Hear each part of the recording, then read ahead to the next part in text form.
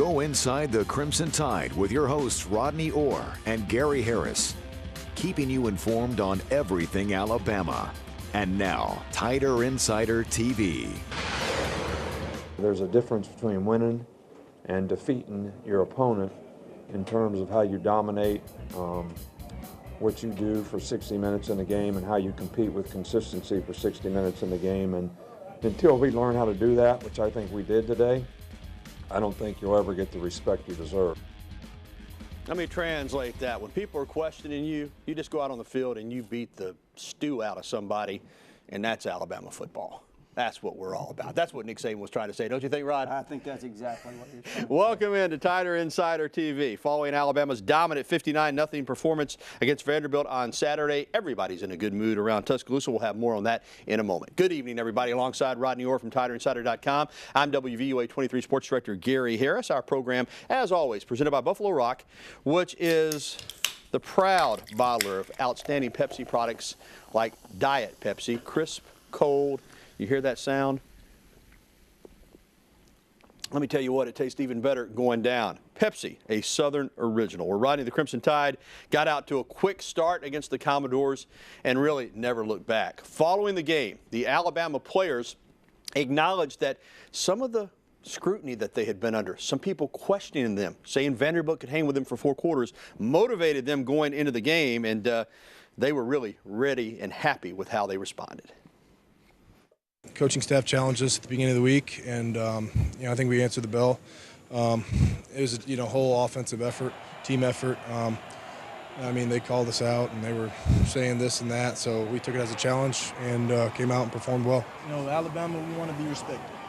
Usually we are, and I guess we felt like we didn't have the respect that we kind of wanted coming into the game, so we just came out here and tried to play Alabama football, and I think we did a good job today. It was just part of the execution. Like we, it was less mental errors and just tying stuff up as a whole, and it showed today on the field. All right, Rod, I want your take. 677 total yards for Alabama, 78 for Vanderbilt. The Tide held the ball the final 11-plus minutes of the game.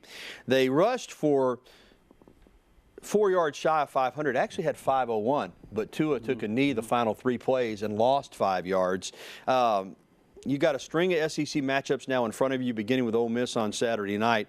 And listen, you got to play every week, but I do think they sent a statement to the rest of the conference that Alabama isn't going anywhere. You and I discussed this after the game.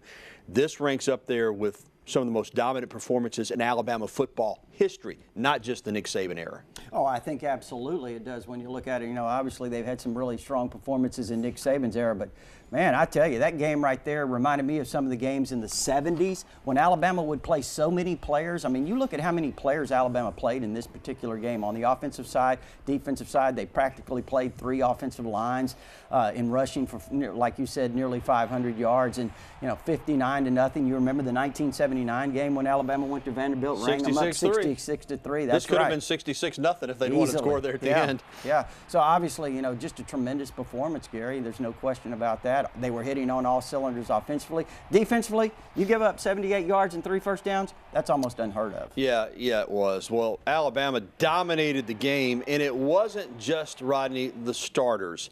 It was the backups all the way through to the third team, and a lot of those true freshmen, Tua Tagovailoa, Najee Harris, Brian Robinson, the wide receivers, they were dominating the game, and the veteran players were happy to see it. That's what a team's all about. And after the game, they talked about those young freshmen having success out there on the field Saturday. And we are going to talk about that as well. Thank you. I said, thank you for what? I said, thank you for putting it up early so I can get in and play. I was like, okay, all right, thank you. You're welcome. It was fun to have those young guys in there, and Schmitty, number 6, to make that first touchdown for him. So it's just fun to see all those young guys get their first taste, especially in the SEC.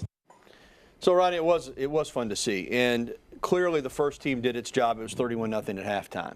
But in the second half, to see all those young players, and I'm talking about they went deep on the roster, 6 running backs deep.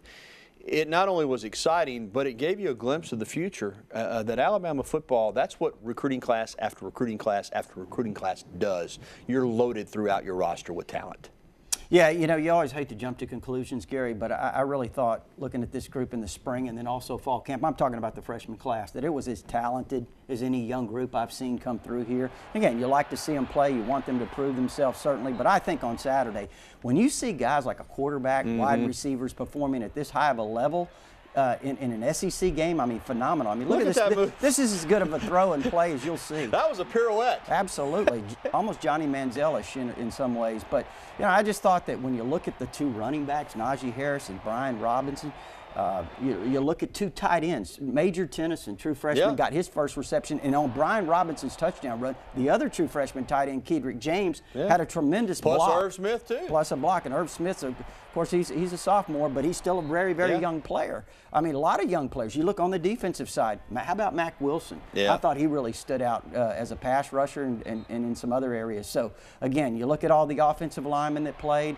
really phenomenal. Yeah, it was. It was a total team effort. It was domination for 60 minutes. And those young guys, you know, there may be an experience drop-off, but there didn't seem to be a talent drop-off. And even the third-team offensive line there at the end of the game, and I don't know if Vanderbilt was tired, but they were bulldozing those guys. Yeah, I mean, it was pretty impressive. I mean, like you've said, you commented to me off the air, you know, some of these guys on the third unit could probably start at a lot of other schools. I mean, you're talking about some highly regarded players that played on the second and third units. Alex Leatherwood. Yeah, let me just say Scott the two Lashley. tackles. Lashley and Leatherwood look as good as any two tackles in the SEC physically. It's amazing. All right, coming up next on TITV, preparations for Saturday's game against Ole Miss are underway. How both teams are preparing for a prime time matchup. We're talking prime time like 8 p.m. We'll have that when we return. And coming up, we'll be getting to your phone calls, emails, and tweets. You probably want to go ahead and call in now so you can get through. 205-348-WVUA. That's 348-9882.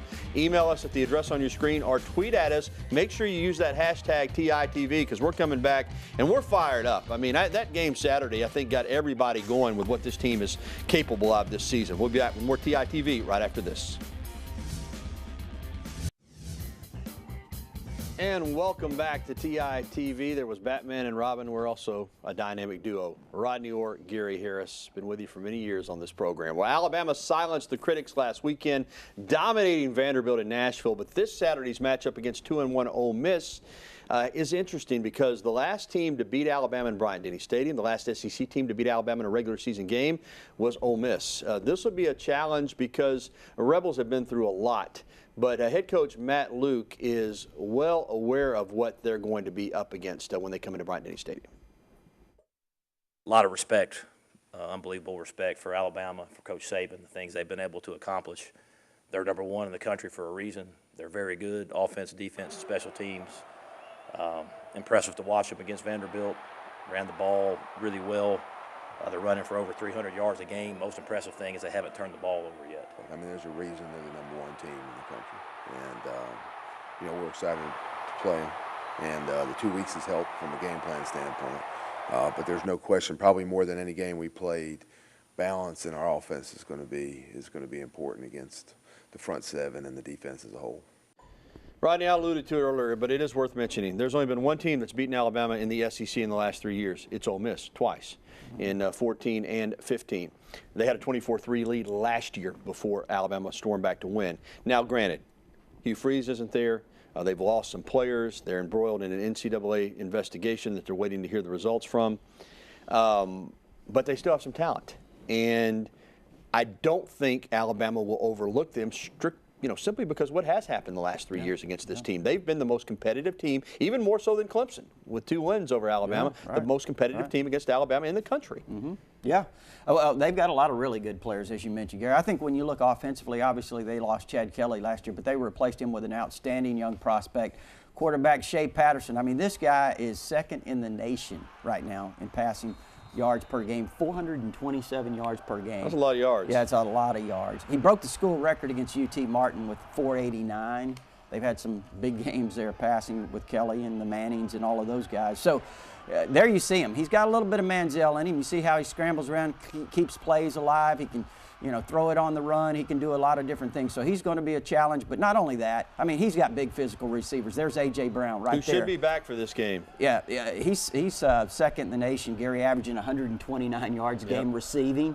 I mean, they got the number DeMarcus Lodge, who's second in the SEC behind A.J. Brown, averaging 95 yards a game receiving. They've got other receivers, D.K. Metcalf, Van Jefferson. I mean, they're loaded outside. So they're a team that they're going to challenge Alabama's defense in the secondary. There's no question. There is no question. Brown didn't play against Cal, and they still rung up big numbers in the passing game. So there'll be a challenge. But Alabama players, every one of them that we've talked to this week, has brought up the fact, if they were here, what happened the last 3 years. 2 losses and then a win last year where they were down 24-3. Well, Halloween's getting close. You know what that means. It's time to return to the horrific play of the game. Sponsored by Atrox, the Southeast's largest all-indoor haunted attraction, the only one that features a different horror celebrity every weekend. Atrox is open September 29th through October 31st, closed Mondays and Tuesdays except for Halloween week. For more information, head to Facebook and Twitter or visit atroxfactory.com. All right, this week's horrific play of the game is Vanderbilt running back Kari Blasingame. And now, the horrific play of the game, brought to you by Atrox. Bethany told me to wait on that animation. That's my fault. But this is it. Blasingame getting absolutely blasted against Alabama. Jennings stripped him of the football. Deshaun Hand recovered it, and that was a horrific play of the game. Well, one of many horrific plays if you're Vanderbilt, but they may want to stay away from Atrox because they had their own haunted house of horrors on Saturday afternoon at Vanderbilt Stadium. Alabama wins it 59-0. Well, coming up, we'll hear from Alabama head softball coach Patrick Murphy as Crimson Tide started fall practice today. And up next, we'll be welcoming your phone calls, emails, and tweets. You see the information there on your screen. Interact with Tider Insider TV right now, so go ahead and give us a call or send us an email or contact us on social media. We'll be right back. We have a senior pitcher, 2 junior pitchers, and a freshman pitcher, which we haven't had, I don't think, ever. So the maturity, I think, is really good on this team. Alabama softball coach Patrick Murphy talking about the 2018 season. Fall practice began today. A lot of hype for this team as they head into the spring. They'll be ready to try to get back to Oklahoma City, and we're ready right now to take your phone calls, and they are lined up for us tonight, Rod. Let's go talk to our buddy in West Blockton, Trey. Hey, Trey, what's going on, man? Hey, what's up, fellas? Hey, I have to be honest. I think the musical group, the Commodores, could have fared better Saturday than the Nashville-based Commodores. But seriously, that was an all-out annihilation, aided by the fuel thrown on the fire from that D lineman. And I've thought about this lately, too. I don't know. I mean, honestly, I don't know if I've ever seen such an embarrassment of riches at the running back position as what we have. It's phenomenal. The 3 deep are all 5-star guys, but I want to touch really quick before I go on Saturday's game. I heard just a little bit of y'all previewing it. A lot of people might not know Shea Patterson. I mean, he could be the #1 pick in a couple of years. He's good. Draft. Yeah. And that, I don't think there's a better. I think it's by far the best trio of true sophomore wideouts in the country. I mean, he's led by Brown. I mean, these guys are phenomenal. So that's going to be a nice litmus test for that secondary. Roll Tide. All right, Trey, good comments. And I knew somebody was going to make a reference to the Commodores musical group, and it was Trey right off the bat. Good job, Trey. You brought your game just like Alabama did on Saturday. All right, let's go down to Moundville and talk with another one of our regular callers. Dale is with us. Hey, Dale, how are you? Hey, guys, I'm good. Before I get to my comment, I would like to ask a question about future players, possibly Paul Tyson and Braxton Barker. I wonder if they're serious recruits. But my comment is I hear a lot of Bama fans complaining about the pass rush, and it seems to me that every game that I've seen, it seems like the quarterback's on the ground quite a bit. I mean, they're not getting a lot of sacks, but it seems like they really have affected the quarterbacks in a major way. Even the defensive line, I think, is more than people think. Hand and Payne and them, I think they're getting in there and affecting the pocket. All right, Dale. Who was the other recruit? Paul Tyson and who else? Braxton Barker. Okay. He's talking about Jay Barker's son. Yeah, Paul Tyson is a national recruit. Braxton Barker's got a little work to do, but he is a scrappy young quarterback and worth keeping an eye on. If he's anything like his dad, listen. Yeah. His dad, nobody knew about him until his senior year. He was a defensive back until his senior year at Hewitt Trustful. Had a really good senior season. Got a scholarship offer from Gene Stallings, and the rest is history. Tyson at Hewitt Trustful and Barker at Spain Park. All right, let's and as far as the pass rush, I thought Dale kind of answered his own question. Yeah, they've been getting after the quarterback. It's not always about sacks. They've put a lot of heat on the quarterback this year. Yeah, and I think they certainly did some blitzing too. Yeah. The Florida State game, this last game against Vanderbilt, and some of the other games, though, Dale. The Cal game, Fresno State. The quarterbacks were getting the ball out of their hands so quickly that it made it difficult to get a good pass rush. All right, let's go to Bessemer and talk with John. John, what up, man? Gary, what's going on, man? You know it, bro. Hey, man, I want to call and find out about Gene Stallings. I heard he was sick, and I want to find out about that game Saturday. Is that game going to be a close game, but can Alabama walk off? All right, John. Last week, Well, later, I'll tell man. you what. Later, we'll give our predictions later. You know exactly what we think about that game. Gene Stallings has had some issues, but I hear now he's doing fine. He's back making appearances. He's a tough guy. Let me just say that about Gene Stallings. Absolutely. He's a tough guy. All right, phone lines are open. If you want to get through, we got another segment of phone calls coming up, 205-348-9882. We'll get to some phone calls. Also got a tweet that we're going to get to next, but call now because lines are open. That's rare. So you can get through right now. More Tighter Insider Television live from Tuscaloosa inside the Digital Media Center at Bryant-Denny Stadium right after this.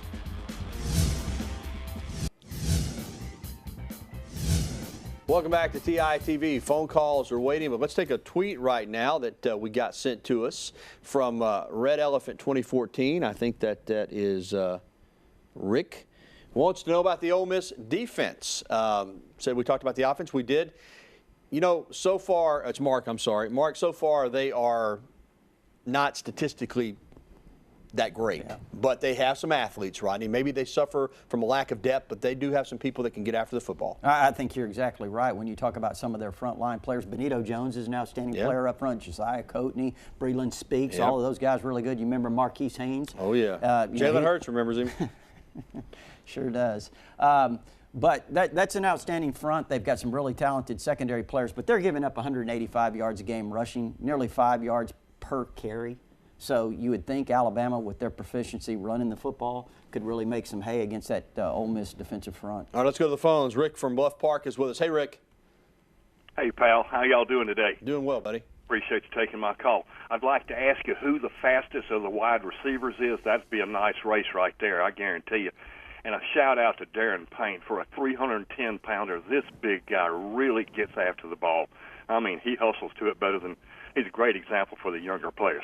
Appreciate you taking my call. Okay, fastest player on the team, you're right. It would be fun to know that. Rick, I don't know. A lot of those guys can scoot. Henry Ruggs is up there. He's a track guy.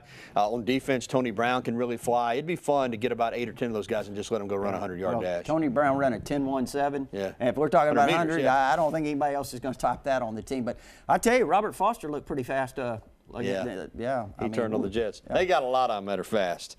And you're right, Deron Payne can move for a 310-pound guy. All right, let's go to Northport and talk to Lauren. Lauren, you're on the program. Or Laura, I'm sorry. Hey, Laura, how are you?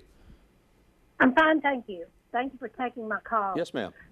I want to know if there is a limit on the number of spotters and assistant coaches that are allowed in the box during playing time. Yeah, good question, Laura. I don't think there is a limit on the number of people allowed in the box. There is a limit on the number of people who can have on a headset and have communication to the bench.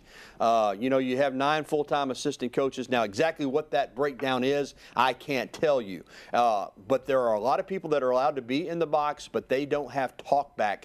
Only the assistant coaches are allowed to do that. Yeah, very well explained. Yeah, but they have a lot of people up in the box now, charting and spotting and taking notes. But the analysts can't. They can hear, but they can't talk back. So they'll have a headset on with no mic. All right, let's go to Birmingham and talk with Greg. Good question there, Laura. All right, Greg, how are you, man?